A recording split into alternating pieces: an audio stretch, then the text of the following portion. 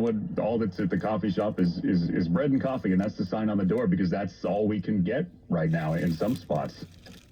It depends on the part of the city because I live in some calm city district.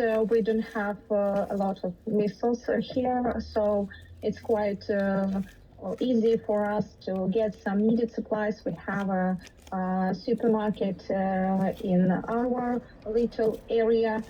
In our neighborhood, we have more distant supermarkets. And you can likely find here most of needed products, milk, bread, some groceries. It's not a big deal. It was at the first days of war, maybe first week, a lot of people panicked because they thought that we will run out of supplies very quickly, but we have our roads unblocked, so we can our stores can provide us some food supplies, and it's not so bad now. Alexandra, let's find out a little bit about you and your family. What do you and your husband and mother-in-law do? And I wouldn't be forgiven by cat lovers if I also didn't ask about the cat. Yes, how's the cat? How's the cat? What kind of cat is it? Oh, he is okay. He was quite nervous for the first week. It was more loud than now because there were a lot of more strikes, some air strikes, and he was nervous and was hiding somewhere deep in the house. But now he's quite calm and can sleep even if it's noisy outside. But we are almost all time during the day staying at home. As I said, we have a curfew from 6 p.m. to 6 a.m., so we can't go outside. Sometimes we go to the market or to get some maybe water or something else, but most of our time we're staying at home. I'm working remotely, and my husband not working at the moment because he's a teacher at the university, and mother-in-law can't work too because he can't get to her workplace, so we are staying at home together. And what kind of work do you do? I'm working for the IT company and the HR department. Especially, I'm working with corporate policies and some analytics. We've talked to people before who have told us just how strange it is, how surreal it is to work and be there on your laptop and doing your job, and still at the same time you're in a war zone. There's the specter of airstrikes or bombs. I mean, what is that? How do you even square that in your mind?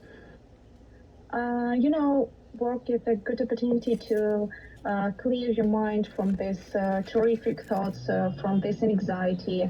You can focus on something.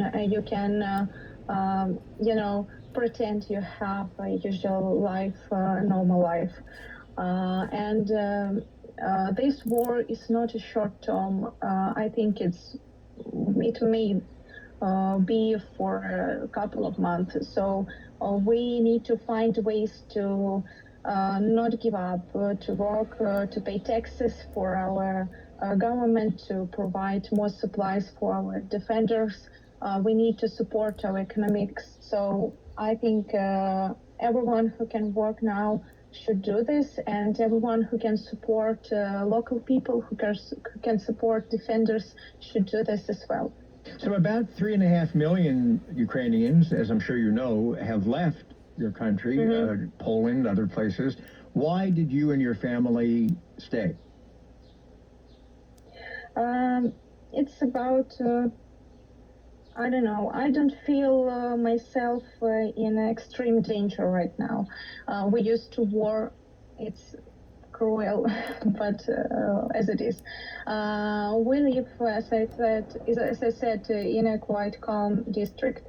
I have a lot of relatives here. I have my parents that they live, my husband's grandmother, and we feel our responsibility for them.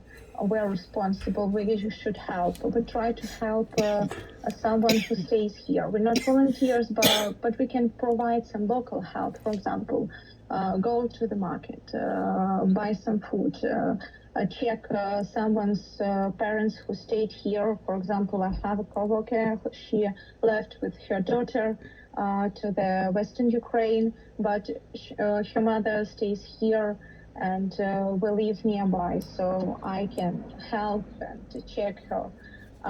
It's a little help, but someone should stay in the city so it still looks alive. We're not completely blocked in the city. We can live our lives how it's possible. But for now, I don't think that it's completely needed for me to leave or for my family. A lot of people left. Almost 6.5 million moved through Ukraine to the western parts, more safe, to protect them and their children. And I think it's quite hard for people here to provide them support, to provide them some workplaces, to provide food. And I think that I can stay here, I can brace myself and not be such a heavy.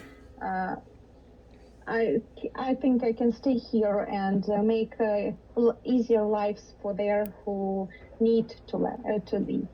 So I don't stay at their place. Alexandra in Kharkiv with her husband, mother-in-law, and the cat. Alexandra, pleasure talking with you. Thank you for giving us the time, and stay safe, and we wish you the best, and we'll stay in touch. Can President Biden keep